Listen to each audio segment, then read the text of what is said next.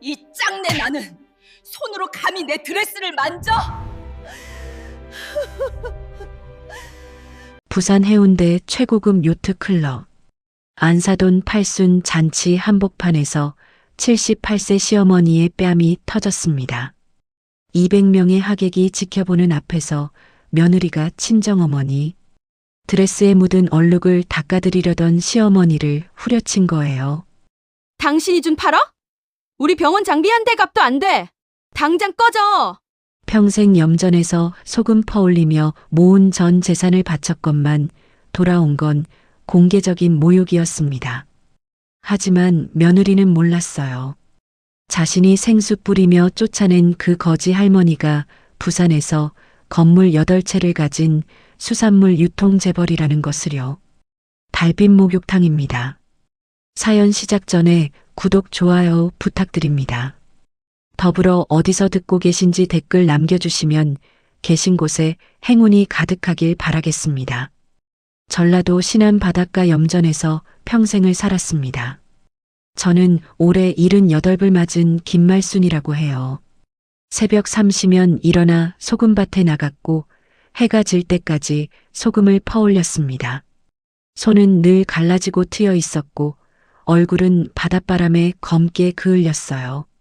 하지만 저는 그 삶이 싫지 않았습니다. 제 땅에서 제 손으로 일하는 것이니까요. 어린 시절 저는 부모님을 일찍 여의었어요. 11살에 어머니가 돌아가셨고 13살에 아버지마저 세상을 떠나셨습니다. 홀로 남겨진 저는 이 집 저 집 식모살이를 하며 겨우 입에 풀칠을 했어요. 새벽부터 밤늦게까지 부엌에서 설거지하고 빨래하고 마당 쓸었습니다. 14살 소녀의 손은 금세 갈라지고 트였으며 겨울이면 동상에 걸려 손가락이 퉁퉁 부어 올랐어요. 그의 겨울 극심한 가뭄이 들었습니다. 마을 전체가 굶주림에 허덕였어요. 식모살이 하던 집에서도 쫓겨났습니다. 일할 사람이 필요 없다는 이유였어요. 저는 갈 곳이 없었습니다. 산속을 헤매다 쓰러졌어요. 사흘을 굶은 상태였습니다. 눈앞이 캄캄해지고 의식이 흐려졌어요. 이대로 죽는구나. 14살 소녀는 그렇게 생을 마감하려 했습니다. 그때 한 아이가 나타났어요. 같은 마을에 살던 동갑내기 친구 이복녀였습니다. 나무를 하러 산에 올라왔다가 쓰러진 저를 발견한 거예요. 복녀는 저를 자기 집으로 업어다 주었습니다. 따뜻한 미음을 먹여주었어요.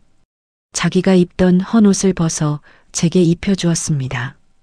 복년의 집도 가난했지만 그 아이 어머니는 저를 며칠간 재워주었어요. 덕분에 저는 목숨을 건질 수 있었습니다.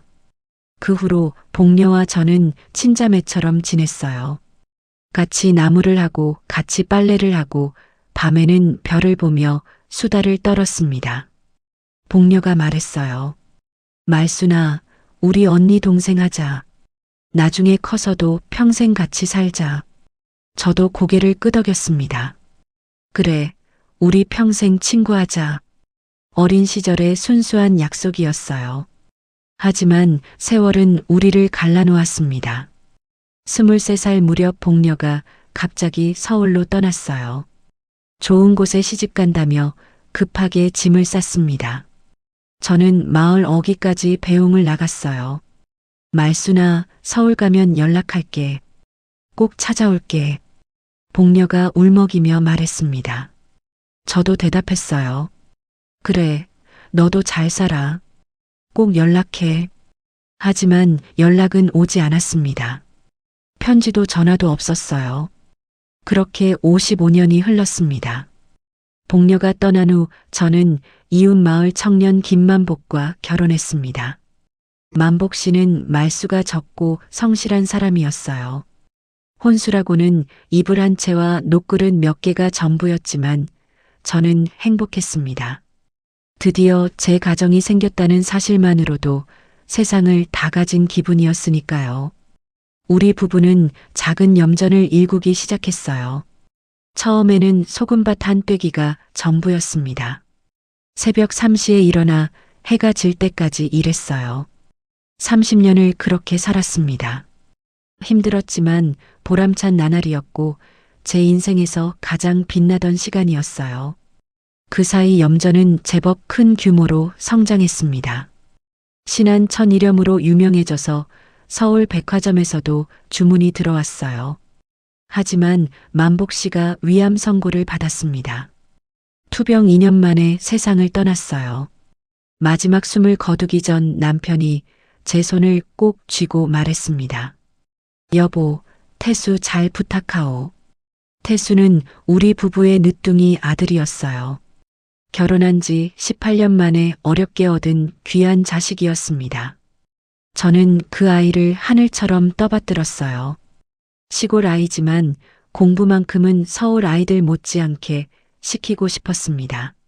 새벽부터 염전에서 일하고 밤에는 인근 식당에서 설거지 아르바이트까지 했어요. 손이 트고 갈라져도 개의치 않았습니다. 내 자식만은 나처럼 고생하지 않게 하겠다는 일념뿐이었으니까요. 태수는 영리한 아이였어요. 시골 학교에서 늘 1등을 했고 서울에 있는 명문 한의대에 합격했습니다. 저는 평생 처음으로 큰 소리로 울었어요. 기쁨의 눈물이었습니다. 내 아들이 한의사가 된다. 더 이상 소금밭에서 허리 휘지 않아도 된다. 그 사실이 너무나 벅차서 밤새 잠을 이루지 못했습니다. 태수가 한의원을 개원할 무렵 한 여자가 나타났어요. 박서연. 부산 명문가 출신의 성형외과 전문의였습니다. 처음 태수가 그 여자를 데려왔을 때 저는 당혹스러웠어요. 서연은 시골 염전집에 들어서자마자 코를 막았습니다. 짠내가 역겹다는 표정을 숨기지 않았어요. 제가 정성껏 차린 밥상을 보고는 입술을 삐죽거렸습니다. 이런 음식은 처음 봐요. 젓가락도 대지 않았어요. 결혼 후 서연이 말했습니다. 어머니, 저희가 병원 확장하려는데요. 해운대에 좋은 자리가 나왔는데 돈이 좀 필요해요. 저는 염전판 돈 5억 원과 남편 보험금 3억 원을 합쳐 8억 원을 내놓았습니다. 서연이 활짝 웃으며 말했어요. 어머니, 부산으로 모셔올게요. 여왕처럼 모시겠습니다. 저는 그 말을 순진하게 믿었습니다. 부산 해운대 아파트는 화려했습니다. 번쩍거리는 로비와 대리석 바닥. 시골에서 평생을 산 저로서는 눈이 휘둥그레질 만한 광경이었어요. 하지만 서연이 저를 안내한 방은 베란다를 개조해서 만든 쪽방이었습니다. 창문 하나 없는 좁은 공간이었어요. 벽에는 곰팡이 자국이 있었고 형광등은 지직거리며 깜빡였습니다. 저는 처음에는 그래도 감사하다고 생각했어요. 서울에서 살 곳을 마련해 준 것만으로도 고마웠습니다. 하지만 그 감사의 마음은 오래가지 못했어요. 서연의 태도가 돌변했기 때문입니다. 처음 조짐은 냉장고에서 나타났어요. 음식들에 포스트잇이 붙어 있었습니다. 서연 것, 태수 것, 손대지 말 것. 제가 손댈 수 있는 음식은 맨 아래 칸에 놓인 며칠 된 묵은 김치뿐이었어요. 식사 시간도 따로였습니다. 서연과 태수는 거실 식탁에서 먹었고 저는 쪽방에서 혼자 찬밥을 먹어야 했어요. 거실로 나가면 서연이 눈을 흘겼기 때문입니다. 어머니, 저희 식사 중에는 좀 안 나오셨으면 좋겠어요. 분위기가 산만해지거든요. 청소와 빨래는 모두 제 몫이 되었어요. 서연은 제게 가사 도우미 쓸 돈이 없다며 직접 하라고 했습니다. 저는 아침 6시에 일어나 진공 청소기를 돌리고 욕실 바닥을 닦고 빨래를 널었어요. 설거지가 조금만 덜 깨끗해도 서연은 불호령을 내렸습니다. 어머니, 이게 설거지예요? 물때가 그대로잖아요. 시골에서는 이렇게 씻었어요? 저는 고개를 숙이고 다시 그릇을 씻었어요. 손주들에게는 접근조차 허락되지 않았습니다. 손녀 예린이와 손자 준혁이가 있었는데 서연은 제가 아이들을 안는 것조차 싫어했어요. 어머니, 아이들한테 손대지 마세요. 짠내가 밴다고요. 저는 멀리서 손주들을 바라볼 수밖에 없었습니다. 아이들도 점점 저를 피했어요. 서연이 할머니는 더럽다고 가르친 탓이었습니다. 한 번은 용기를 내어 태수를 불렀어요. 태수야, 어미가 좀 힘들다. 서연이가 너무 심하지 않니? 아들의 대답은 차가웠습니다. 어머니, 서연이도 병원 일 때문에 스트레스가 많아요. 좀 참아주세요. 저희가 잘 되면 어머니한테도 좋은 거잖아요. 저는 그날 밤 다시는 아들에게 하소연하지 않겠다고 다짐했어요. 내 자식이지만 이미 남의 사람이 되었다는 걸 인정해야 했습니다. 저는 투명인간처럼 살기 시작했어요. 말을 줄이고 존재감을 지우고 가능한 한눈에 띄지 않으려 했습니다. 그래야 서연의 눈총을 피할 수 있었으니까요. 어느 날 서연이 새로운 지시를 내렸습니다. 어머니, 이제부터 우리 병원에 출근하세요. 청소할 사람이 필요한데 어머니가 하시면 딱이잖아요. 저는 할 말을 잃었어요. 8억을 내놓은 사람에게 청소를 시키다니. 하지만 거부할 수 없었습니다. 서연의 눈빛이 섬뜩했고 태수는 옆에서 아무 말도 하지 않았어요. 다음 날부터 병원 청소가 시작되었습니다. 새벽 5시에 일어나 지하철을 타고 해운대 성형외과로 갔어요. 대기실 바닥을 닦고 화장실 변기를 청소하고 쓰레기통을 비웠습니다. 락스 냄새가 코를 찔렀어요. 손은 다시 트고 갈라졌습니다. 염전에서 일하던 시절과 다를 바가 없었어요. 아니, 더 비참했습니다.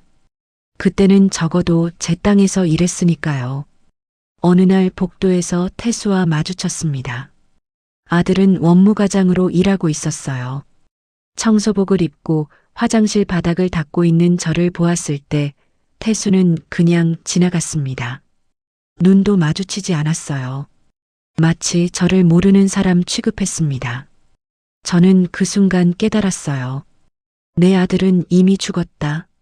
저 사람은 내가 평생을 바쳐 키운 아들이 아니다. 그날 밤 쪽방에서 천장을 바라보며 생각했습니다. 어떻게 이 지경이 되었을까? 어디서부터 잘못된 것일까? 너무 많이 베풀었던 것일까? 답은 나오지 않았어요. 다만 한 가지는 분명했습니다. 이대로는 살 수 없다는 것. 하지만 당장은 방법이 없었어요. 돈도 없고 갈 곳도 없었습니다. 염전은 이미 팔렸고 시골에는 돌아갈 집도 없었어요. 며칠 후 더 충격적인 일이 벌어졌습니다. 서연이 저를 불렀어요. 어머니, 아까 그 돈 말고 더 숨겨둔 거 없어요? 제가 몇 달에 걸쳐 동전 모아 바꾼 30만 원이 발각된 거였습니다. 병원 청소할 때 가끔 바닥에 떨어진 동전을 주었어요. 티끌 모아 태산이라고 그렇게 모은 비상금이었습니다. 서연이 그 봉투를 들고 흔들었어요. 이 돈 어디서 났어요? 병원 돈 훔친 거 아니에요? 저는 억울함에 목이 메었습니다. 서연은 그 봉투를 자기 가방에 넣었어요. 이건 제가 압수할게요. 그날 밤 서연이 제 방으로 들이닥쳤습니다. 방을 뒤지기 시작했어요. 옷장을 열고 이불을 들추고 제가 말리려 하자 서연의 손이 제 목을 움켜쥐었습니다. 억울하면 경찰 부르든가. 이 노망난 할망구야. 숨이 막혔어요. 저는 바닥에 쓰러져 기침을 했습니다. 그러던 어느 날 안사돈의 팔순 잔치 초대장이 날아왔습니다. 서연 어머니의 생신을 해운대 최고급 요트클럽에서 성대하게 치른다고 했어요. 서연은 저를 데려가기 싫어했지만 태수가 한사코 우겼습니다. 어머니도 같이 가셔야지. 사돈 어른 팔순인데 안 가시면 예의가 아니잖아. 문제는 옷이었어요. 저는 제대로 된 외출복이 없었습니다. 시장에 나가 10,000원짜리 단정한 한복을 샀어요. 그나마 제일 깨끗해 보이는 것이었습니다. 요트클럽에 도착했을 때 서연의 표정이 굳었어요. 어머니, 그게 뭐예요? 시장표 한복을 입고 왔어요? 창피하게. 저는 고개를 숙였습니다. 서연이 저를 구석자리로 밀어 넣었어요. 거기 앉아 계세요. 절대 돌아다니지 마시고요. 저는 시키는 대로 구석에 앉아 있었습니다. 200명이 넘는 하객들이 오가는 것을 멀리서 지켜보았어요. 화려한 드레스와 보석들, 웃음소리와 축하 인사. 저만 다른 세상 사람 같았습니다. 그때 웨이터가 음료를 들고 지나갔어요. 저는 잠깐 자리를 피하려다 그만 웨이터와 부딪혔습니다. 주스가 튀었어요. 하필이면 그 방향에 안사돈 박명자가 서 있었습니다. 흰색 드레스에 주황색 얼룩이 번졌어요. 박명자가 비명을 질렀습니다. 아이고, 이게 뭐야? 500만 원짜리 드레스인데. 저는 허둥지둥 냅킨을 들고 다가갔어요. 죄송합니다, 사돈 어른. 제가 닦아드릴게요. 그 순간 서연이 달려왔습니다. 저를 잡아채더니 뺨을 후려쳤어요. 연회장 전체가 조용해졌습니다. 이 짠내 나는 손으로 감히 내 드레스를 만져? 서연의 비명이 요트클럽에 울려 퍼졌어요. 두 번째 뺨이 날아왔습니다. 세 번째 뺨. 저는 바닥에 주저앉았어요. 다리에 힘이 풀렸습니다. 서연은 멈추지 않았어요. 제 등짝을 밀치며 소리쳤습니다. 당신이 준 8억? 우리 병원 장비 한 대 값도 안 된다고요. 당장 여기서 나가요. 200명의 시선이 저에게 쏠렸습니다. 수군거리는 소리가 들렸어요. 저는 바닥에 엎드려 울었습니다. 창피함보다 억울함이 컸어요. 평생 모은 전 재산을 바쳤는데 돌아온 건 공개적인 모욕이었습니다. 태수는 어디 있었을까요? 아들은 저 멀리 서서 고개를 돌리고 있었어요. 어머니를 구하러 오지 않았습니다. 보안요원이 다가와 저를 끌어냈어요. 저는 개처럼 질질 끌려 나왔습니다. 요트클럽 화장실에 숨어 울었습니다. 거울 속에 제 모습이 처참했어요. 뺨에는 붉은 손자국, 눈가에는 부어오른 멍. 78해를 살아오면서 이렇게까지 수모를 당한 적은 처음이었습니다. 눈에서 피눈물이 흘러내렸어요. 너무 울어서 실핏줄이 터진 것이었습니다. 그날 밤 저는 쪽방에서 잠을 이루지 못했어요. 천장에 곰팡이 자국을 바라보며 생각했습니다. 어떻게 이 지경이 되었을까? 평생을 성실하게 살았습니다. 남에게 해 끼친 적 없어요. 자식을 위해 모든 것을 희생했습니다. 그런데 돌아온 것은 무엇입니까? 목이 졸리고 모욕당하고 비상금마저 빼앗기는 이 처참한 현실. 며칠 후 서연이 새로운 지시를 내렸어요. 어머니, 내일부터 우리 집 아니라 병원에서 주무세요. 창고에 간이 침대 놓을게요. 저는 병원 창고에서 자게 되었습니다. 먼지 쌓인 의료 장비들 사이에 놓인 간이 침대. 천장에서는 에어컨 물이 뚝뚝 떨어졌어요. 완전한 노예 생활이 시작되었습니다. 하지만 저는 결심했어요. 더 이상 당하고만 살지 않겠다. 어떻게든 이 상황에서 벗어나겠다. 복수까지는 아니더라도 적어도 인간으로서의 존엄은 되찾겠다. 하지만 방법은 여전히 보이지 않았습니다. 돈도 연줄도 갈 곳도 없는 늙은이가 무엇을 할 수 있겠습니까? 그런데 운명은 이상한 방식으로 찾아옵니다. 제가 가장 바닥에 있을 때 하늘이 한 줄기 빛을 보내주었어요. 그것은 55년 전에 헤어진 친구의 모습으로 나타났습니다. 비 오는 날 낡은 등산복을 입은 한 노인이 병원 로비로 들어왔어요. 그 순간부터 제 인생은 완전히 달라지기 시작했습니다. 장마철이라 비가 억수같이 쏟아지고 있었습니다. 저는 병원 로비 바닥에 고인 빗물을 닦아내느라 정신이 없었어요. 환자들이 우산에서 떨어뜨린 물방울, 진흙 묻은 신발 자국, 모든 것을 깨끗이 치워야 했습니다. 서연이 바닥이 더럽다고 불같이 화를 낼 게 뻔했으니까요. 그때 병원 자동문이 열렸어요. 한 노인이 비틀거리며 들어왔습니다. 낡고 해진 등산복 차림이었어요. 옷은 흠뻑 젖어 있었고 머리카락에서는 빗물이 뚝뚝 떨어졌습니다. 신발은 찢어져 있었고 손에는 비닐봉지 하나를 들고 있었어요. 마치 노숙인 같은 행색이었습니다. 노인은 로비 구석 소파에 주저앉아 떨고 있었어요. 추위에 젖은 듯 어깨가 부들부들 떨렸고 얼굴은 핏기 없이 창백했습니다. 간호사 한 명이 다가갔어요. 표정이 좋지 않았습니다. 할머니, 여기 병원이에요. 환자 아니시면 나가주세요. 노인이 고개를 들어 간호사를 바라보았어요. 눈에는 지친 빛이 역력했습니다. 잠깐만 비 좀 피하고 갈게. 너무 추워서 그래. 간호사는 코웃음을 쳤습니다. 그리고 믿기 어려운 일이 벌어졌어요. 간호사가 생수병을 가져와 노인에게 뿌리기 시작한 거예요. 재수 없어. 아침부터 빨리 나가세요. 다른 간호사들도 몰려왔습니다. 수군거리는 소리가 들렸어요. 거지 할머니 아냐? 냄새나. 빨리 내보내. 저는 그 광경을 보며 가슴이 철렁 내려앉았습니다. 인간을 저렇게 대해도 되는 걸까? 아무리 형편이 어려워 보여도 어르신인데. 저는 대걸레를 내려놓고 탕비실로 갔어요. 종이컵에 따뜻한 물을 받았습니다. 제가 아침에 가져온 꿀 한 스푼을 넣었어요. 김이 모락모락 피어올랐습니다. 저는 그 종이컵을 들고 노인에게 다가갔어요. 입고 있던 낡은 앞치마를 벗어 노인의 젖은 어깨에 걸쳐드렸습니다. 어르신, 따뜻한 거 드시고 기운 차리세요. 몸이 너무 차가우시네요. 노인의 눈이 커졌어요. 잠시 저를 물끄러미 바라보았습니다.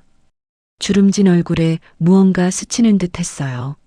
노인은 떨리는 손으로 종이컵을 받아들고 한 모금 마셨습니다. 고맙네. 정말 고마워. 세상에 이런 친절한 사람도 있구나. 그때 뒤에서 날카로운 목소리가 들려왔어요. 서연이었습니다. 뭐 하는 거예요? 거지한테 왜 꿀물을 줘요? 서연이 노인에게 다가가 생수를 머리에 끼얹었어요. 당장 나가요. 여기 당신 같은 거지 있을 곳 아니에요. 그 노인이 비 맞으며 떠나고 며칠이 지났습니다. 저는 여전히 새벽같이 일어나 병원 청소를 했어요. 그날의 일을 조금씩 잊어가고 있었습니다. 어차피 제 인생은 달라질 게 없었으니까요. 그런데 어느 날 아침 병원 분위기가 심상치 않았어요. 직원들이 웅성거리고 서연의 얼굴은 사색이 되어 있었습니다. 무슨 일이야? 간호사 한 명이 귓속말로 알려주었어요. 건강보험공단에서 나왔대요. 허위 청구 조사받는데요. 조사관 4명이 병원에 들이닥쳤습니다. 그들은 원무과를 점령하고 서류를 뒤지기 시작했어요. 컴퓨터를 압수하고 장부를 가져가고 직원들을 한 명씩 불러 신문했습니다. 서연은 안절부절 못하며 이리저리 뛰어다녔어요. 태수도 얼굴이 허옇게 질려 있었습니다. 그때 병원 정문으로 검은색 외제차 한 대가 들어왔어요. 차문이 열리고 한 여자가 내렸습니다. 모피 코트를 입고 있었어요. 머리는 단정하게 올렸고 손에는 명품 가방을 들고 있었습니다. 저는 그 여자의 얼굴을 보는 순간 숨이 멎을 뻔했어요. 며칠 전 낡은 등산복을 입고 생수를 맞으며 쫓겨났던 그 노인이었습니다. 하지만 지금은 완전히 다른 모습이었어요. 그 얼굴, 55년 전의 기억이 파도처럼 밀려왔습니다. 비록 주름이 늘고 머리카락이 휘어졌지만 그 눈빛만은 변하지 않았어요. 복녀였습니다. 복녀가 천천히 병원 안으로 걸어 들어왔어요. 직원들이 길을 비켰습니다. 누구인지는 몰라도 범상치 않은 인물이라는 것을 본능적으로 느꼈을 거예요. 복녀가 서연 앞에 멈춰 섰습니다. 서연은 아직 정신을 차리지 못하고 있었어요. 복녀가 명함을 꺼내 서연의 얼굴 앞에 들이밀었습니다. 서연의 눈이 커졌어요. 얼굴이 새하얗게 질렸습니다. 이복녀, 동해수산 회장, 그리고 이 건물 주인이야. 서연이 비틀거렸어요. 복녀가 차갑게 말했습니다. 며칠 전 나한테 생수 뿌리던 거 기억나? 그 거지 할머니가 바로 나야. 서연이 무릎을 꿇었습니다. 회장님 잘못했습니다. 제가 눈이 멀었습니다. 복녀가 코웃음을 쳤어요. 건강보험공단 신고한 것도 나야. 의료법 위반도 신고했어. 그리고 이 건물 임대 계약 안 해줄 거야. 당장 나가. 그리고 복녀가 저에게 다가왔습니다. 눈에 눈물이 고여 있었어요. 말순아, 오래 기다리게 해서 미안해. 이제 가자. 복녀의 검은색 세단에 올라탔습니다. 가죽 시트가 부드러웠어요. 이런 차는 난생 처음 타봤습니다. 차 안에서 복녀가 제 손을 꼭 잡았어요. 55년이란 세월이 무색하게 어린 시절 손잡고 냇가에서 놀던 그때처럼 익숙한 감촉이었습니다. 말순아, 미안해. 55년 동안 연락도 못하고. 저는 고개를 저었어요. 무슨 소리야? 내가 왜 미안해?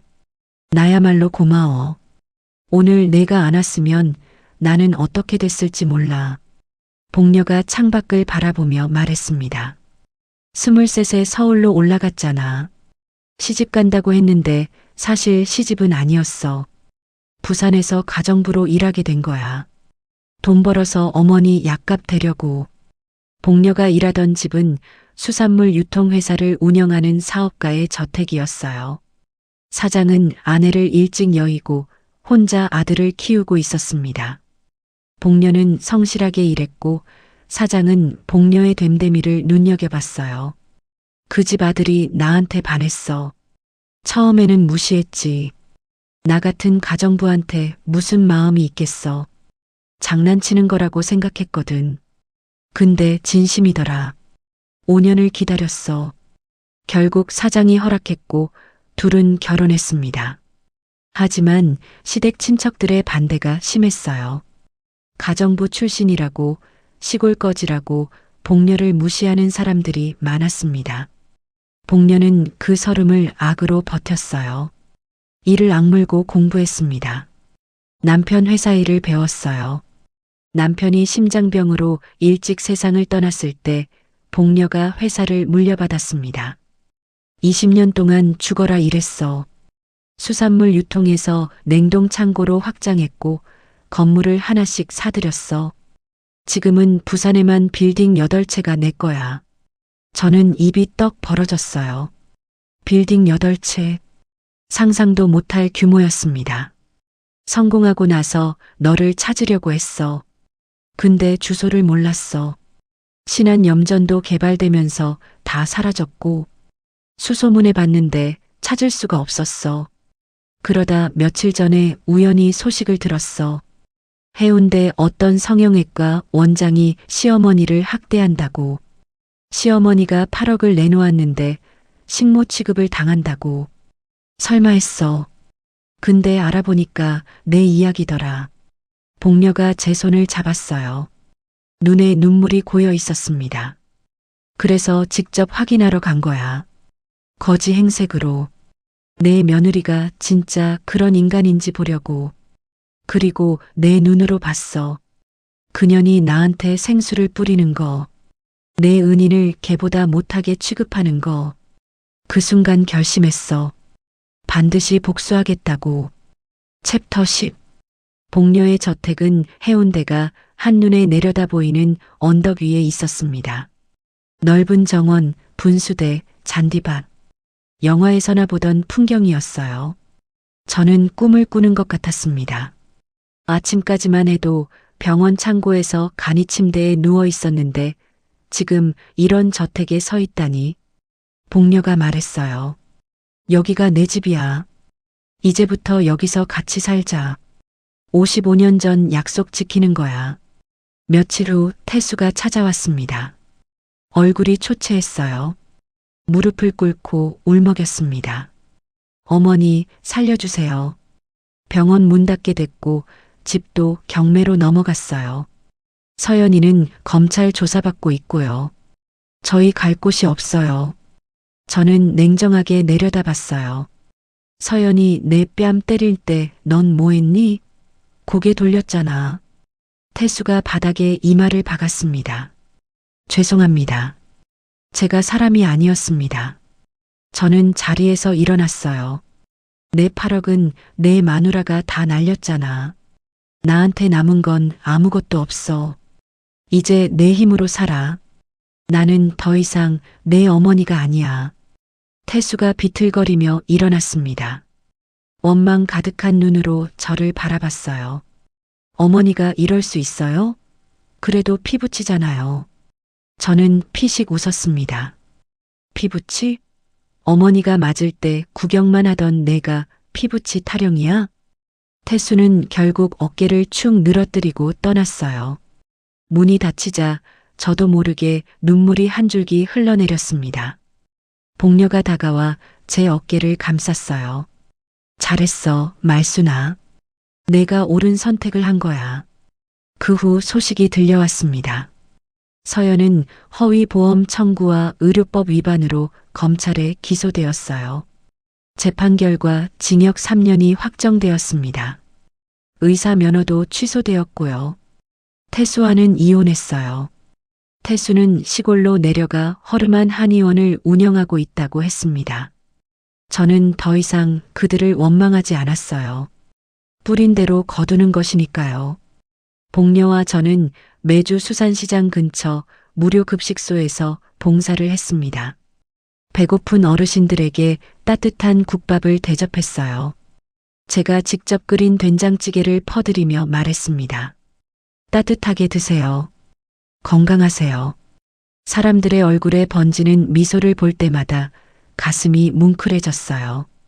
이것이 진정한 행복이구나 싶었습니다. 5년이 흘렀습니다. 저는 83이 되었어요. 복녀도 마찬가지였습니다. 우리는 해운대 저택에서 함께 살고 있었어요. 아침이면 정원을 산책하고 오후에는 차를 마시며 이야기를 나눴습니다. 매주 무료 급식소에서 봉사하는 것이 유일한 외출이었고 그것만으로도 충분히 행복했어요. 어느 날 저녁 복녀와 해운대 해변을 산책했습니다. 석양이 바다를 붉게 물들이고 있었어요. 파도 소리가 잔잔하게 들려왔습니다. 복녀가 제 손을 잡았어요. 말순아, 55년 전 내가 밥 나눠줘서 내가 살았어. 이제 우리가 다른 사람들한테 나눠주는 거야. 저도 고개를 끄덕였습니다. 맞아. 작은 친절이 큰 기적을 만들어. 우리가 그 증거야. 저는 생각했어요. 8억을 잃었지만 더 소중한 것을 얻었습니다. 친구를, 존엄을, 그리고 진짜 행복이 뭔지 알게 됐어요. 세상을 살다 보면 억울한 일도 있고 부당한 일도 있습니다. 착하게 살면 손해본다고 생각할 때도 있어요. 하지만 저는 믿습니다. 하늘은 반드시 스스로 돕는 자를 돕는다는 것을, 뿌린 대로 거둔다는 것을, 당장은 아니더라도 언젠가는 반드시 돌아온다는 것을. 복녀가 말했어요. 말순아, 우리 평생 친구하자고 했잖아. 이제 진짜 그 약속 지키는 거야. 저는 눈물을 훔치며 대답했습니다. 그래, 복녀야. 고마워. 정말 고마워. 해운대 바다 위로 노을이 지고 있었어요.